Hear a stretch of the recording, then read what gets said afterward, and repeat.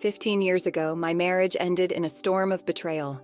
My then-husband, Alan, had an affair with a childhood friend, Grace. The pain of it all nearly drove me to quit my job. It was during this dark time that David, my current husband, entered my life. He was my rock, my solace, and together we built a life filled with love and peace. However, tranquility is a fragile thing. Recently, my peaceful existence was shattered when I encountered Alan for the first time in 15 years. He was at a wedding we both attended, a smug smile plastered on his face. "You must still be single, right? Who'd marry a barren woman like you?" His words, laced with cruelty, cut deep. He puffed up his chest, eager to boast about his son with Grace. "Oh, really? What a cute child," I replied, my voice steady despite the tremor running through me. "Speaking of which, let me introduce you to my children." The blood drained from Alan's face as my son Henry stepped forward. "I am Florence, a woman who found happiness after weathering the storms of betrayal. My life now is full of joy and chaos, overflowing with the love of my 13-year-old son Henry, my 11-year-old daughter Victoria, and my wonderful husband David." Henry, in the throes of teenage rebellion, can be a handful, but David knows just how to handle him. Victoria, a budding fashionista, knows how to wrap her brother around her little finger. "If you're not nice to Mom, I'll start disliking you, big brother," she'd threaten playfully, and Henry would immediately cave. Sorry. Look, I'll be nice to Mom, okay?" He's a good boy at heart, a charmer who brings laughter to our home. But beneath this happy facade lies a past marked by pain. My first marriage to Alan crumbled under the weight of his infidelity. We met at university where he was my senior. Our relationship was blessed by friends and family, and we both dreamed of a future filled with children. "I want a child soon," I'd say, and he'd reply, "It would be nice to have matching outfits when we have kids." We were both so excited to start a family. However, a year passed, then another, and still no baby came. Each month, the arrival of my period brought a fresh wave of disappointment and tension. We went through countless tests and treatments, but the doctors found nothing wrong. Initially, Alan was supportive, but as time went on, his patience wore thin. "Oh, when will I ever become a father?" he'd say, his voice dripping with sarcasm. He started blaming me, implying that I was the reason we couldn't conceive. He stopped helping around the house, leaving all the chores to me. "Why did you suddenly stop helping with the housework? You used to do it before," I asked him one day. "Because you're infertile," he spat. "If you don't do the housework, you're not fulfilling your role as a woman, making our marriage pointless." His words became increasingly cruel. "My sister and her husband are already expecting their second child, isn't that great? They're on their second, and we haven't even had our first yet." He glared at me, his eyes filled with scorn. "If you had a normal body, I would have been a father long ago." "How can you say I'm not normal when we don't even know the cause?" I cried. "It's always the woman's fault for infertility, don't you know that?" he retorted. "If I had known you were infertile, I would have never married you. You should feel a bit guilty." His words pierced my heart like shards of glass. The pressure from my in-laws added to my misery. "We can't wait to see a grandchild," they'd say, their voices filled with expectation. When I tried to explain that it had only been a year, their attitude turned accusatory. "You're useless for not being able to bear children," my mother-in-law once said. "Your sister-in-law did it so quickly. You're the only defective one." The weight of their words pressed down on me, suffocating me. One evening, my best friend Charlotte invited me out for drinks.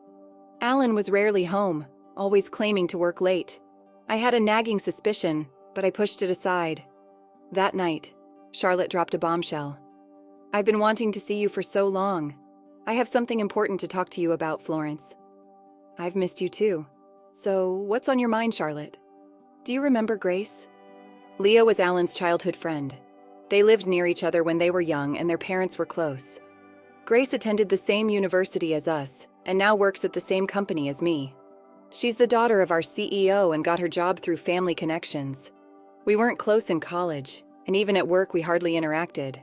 But, well, it's hard to say, but I think your husband and Grace are having an affair. I was stunned. "I saw them recently," Charlotte continued, her voice low. "They were walking hand in hand. Not just like friends. No way. I think you should check it out." If you need to talk, just call me, okay? Thank you for telling me. Alan's late nights and his weekend trips for client entertainment, it all clicked into place. That very night, I went to a detective agency. Within a week, they had the evidence. But I wasn't ready to file for divorce. As awful as he was, Alan was the man I had vowed to spend my life with. I couldn't bring myself to end it. A few days later, Alan came home early. He was sitting at the dinner table, an unusual sight. "Oh, you're home?" I said, trying to sound casual. "I thought you'd be late again today."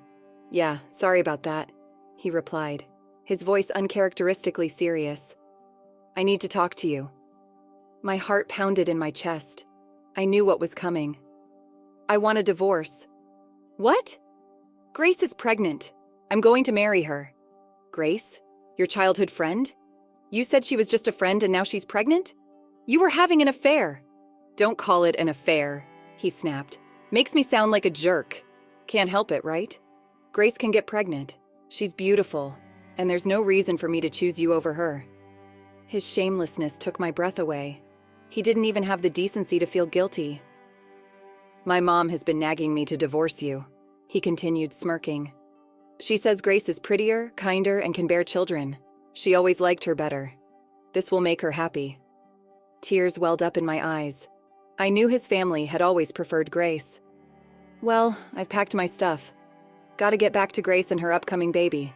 With that, he walked out, leaving me numb with shock and grief. A few days later, a one-sided divorce paper arrived. Tucked inside was a note written in a woman's handwriting. "Please divorce my husband soon." I stared at the note, a wave of anger washing over me. "It was you who took my husband away." I wanted to scream. I refused to be blamed for this. I took the evidence from the detective agency and filed for divorce mediation. A few days later, my phone rang. The voice on the other end was shrill, filled with rage. "What do you think you're doing? Why did you start a lawsuit?" It was Grace. "Well, it's only natural, isn't it? I know all about your inappropriate behavior. It's only right that I demand compensation." "Compensation? I'm pregnant. How can you be so cruel at a time when I need money for the baby?" "Who's being cruel here? You're the one who got involved with a married man. You're the infertile one, you horrible woman." Her words stung, but I refused to back down. "Anyway, I plan to discuss the divorce, including compensation, in an official setting. Let's talk about it then." I hung up the phone, my hand trembling. During the mediation, the evidence of Alan and Grace's affair was undeniable. Alan tried to use my supposed infertility against me, but the court dismissed his claims. There was no conclusive evidence that I was infertile, especially after only a year of marriage. I received a lump sum payment of $220,000 in alimony from Alan and $110,000 from Grace. I didn't want any further financial ties to them, and with that, our divorce was finalized. But the ordeal didn't end there. The affair became a hot topic among our university friends. Rumors spread that I had hidden my infertility from Alan. Some even sympathized with him and Grace. At work, things were even worse. Grace, the CEO's daughter, played the victim. "Florence is such a horrible person, demanding alimony when I'm about to have a baby," she sobbed to anyone who would listen. "She even hid her infertility."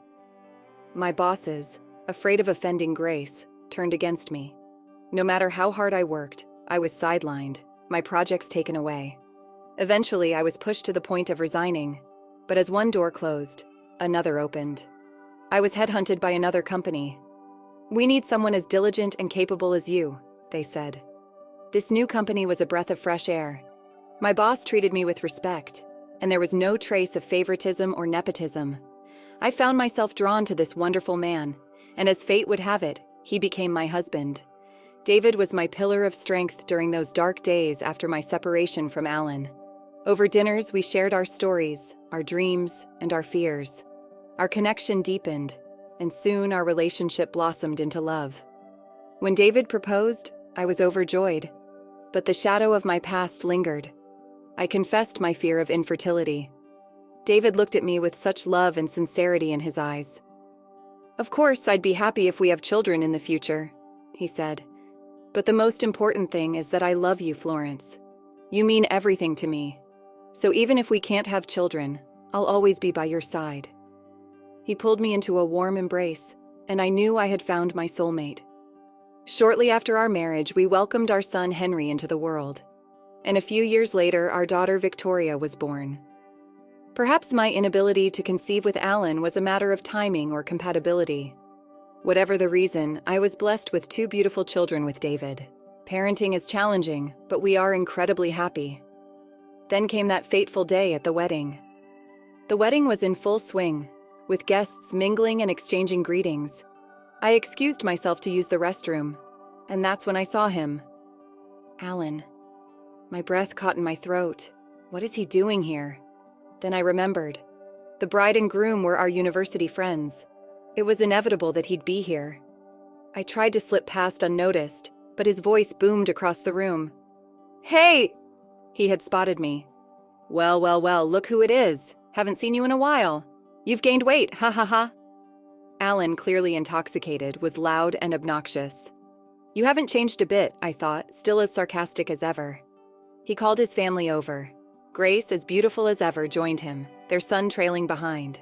Oh my, long time no see, Grace said, her voice dripping with faux sweetness. Have you put on weight? Stress eating, maybe? Ha ha ha ha. We've been through a lot, ha ha ha. You're still infertile, right? No one would want you now, ha ha ha ha. Their cruel laughter stung, leaving me speechless. I noticed their son, a handsome boy, looking down, his cheeks flushed with embarrassment. He seemed uncomfortable with his parents' behavior and their need to belittle me. He must be a kind child, I thought. Just as I was about to leave, Alan grabbed my arm. You divorced me because of infertility, and yet you still had the gall to take money from us?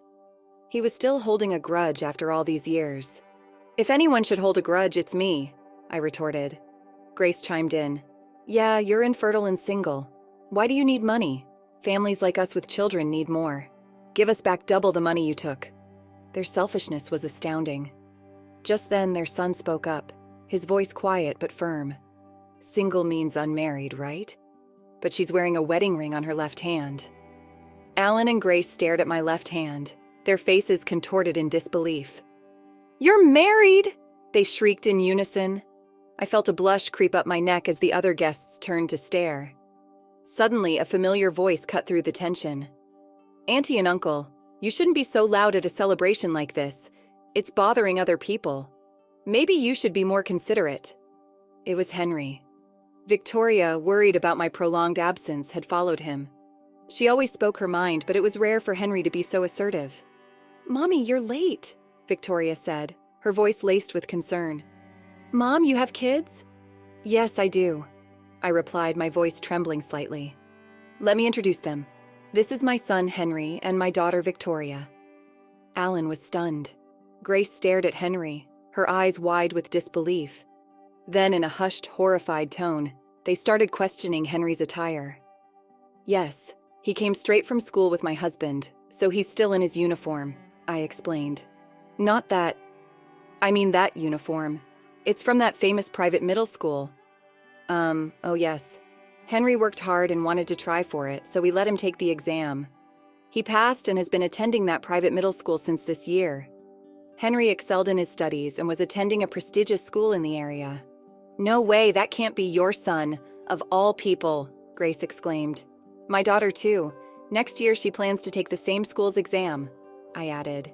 Yeah, and you know Henry is amazing. He won a violin contest. Violin? I thought I recognized this boy. He was on TV recently. You saw that? Yes, he's been getting quite a bit of media attention lately. He was coming back from violin practice today. Grace and Alan were speechless, their faces a mixture of shock and envy. You were supposed to be infertile. How could you have children like this? Alan sputtered. You both seem happy, and that's great. As you can see, I'm filled with happiness too. Please, let's not involve each other anymore. We have no relation to each other now. I turned to leave, my children flanking me protectively. Just then, David arrived. Hey, what's going on? The main event is about to restart. Alan's face paled. Mr. Lopez, the president. Grace also turned pale, recognizing my husband. Is your husband by any chance the young Mr. Lopez who became the president last year? David, My husband was the president of the parent company of Grace's father's firm. During my job search, I had been approached by the parent company and made the switch. It was there that I met David, who was already a rising star in the company. Last year, he was appointed president, recommended by the previous president. "Ah, I'm Lopez. What's with this atmosphere? What happened?" David asked, sensing the tension. Henry spoke up. "I heard these people calling Mom infertile and fat, so Victoria and I came to help her out." "You heard that, huh?" David's expression hardened. "I heard rumors, but I didn't expect such a lack of decency." Alan started making excuses. "No, I mean, Mr. Lopez, the president. There's no way I would speak ill of the wife of President Lopez, right? Grace, why are you grinning at this woman's husband?" Alan hissed. "I was the one who suffered because of her, getting in trouble with my father for having my money taken. I'll never forgive her." "Grace, think before you speak," Alan snapped. "If he dislikes us, our subcontracting company is finished." As Alan groveled and Grace protested, their argument escalated, drawing stares from the surrounding guests. Their son, who had been silent until now, cried out, "Let's stop this already. I've been listening and it's terrible how Mom and Dad are talking about this lady.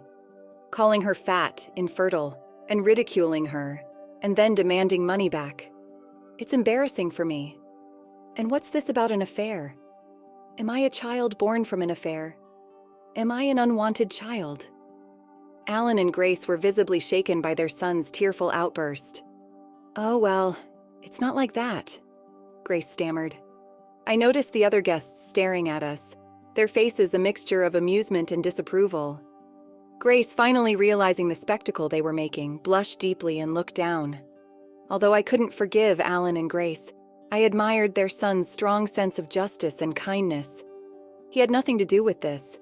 I wanted to comfort him, but before I could speak, David stepped forward. "Thank you for defending my wife from the insults. You are a kind child," David said, patting the boy's head. Then turning to me, he added with a smile, "But maybe I am a bit chubby." "That's not true at all," I protested. "Well, actually, I am pregnant. My belly has been growing." I stroked my belly gently. I was, in fact, pregnant with our third child. I looked at the boy, his eyes filled with tears, and said, "Your mom also nurtured you in her belly with great care. You're not an unwanted child. Your mom and dad love you and are proud of you, right?" I looked at Alan and Grace, silently urging them to reassure their son. The boy looked at his parents, his eyes pleading. "Really?" Alan and Grace, flustered, quickly nodded. Yes, you're our pride. Yeah, you're very important to us." The boy's face lit up with a smile. Seeing him happy brought a sense of relief. "Let's get back to our seats for now. It's a day of celebration," I said, ushering everyone back to their tables. The wedding continued, and as we were leaving for the station, Grace and Alan approached us, their son holding their hands. Henry and Victoria stood protectively beside me, but David chuckled and calmed them down. "Sorry about that," Alan mumbled. "We're truly sorry. It's late, but we regret everything, including today. And thank you for earlier." It was the first apology I had received from them in 15 years. Perhaps having a child had changed them, at least a little. "Really? After all this time?" I laughed. "Well then." With that, I turned and walked away, my family by my side. Henry offered to carry my bags, taking the one with the maternity mark on it. Victoria cheerfully draped a coat over my shoulders. Despite their young age, they were thoughtful and caring, especially during my pregnancy. "All right, tonight's dinner will be Dad's homemade hamburgers, Henry and Victoria's favorite," I announced. "Yay! Thank you!" they cheered. As we walked away from the drama, I vowed to protect the smiles of my beloved family, leaving the pain of the past behind me. After experiencing the full journey of our story, we'd love to hear your thoughts. How did the story resonate with you? Don't forget to like, subscribe, and stay blessed. Thank you for watching, and see you in the next story.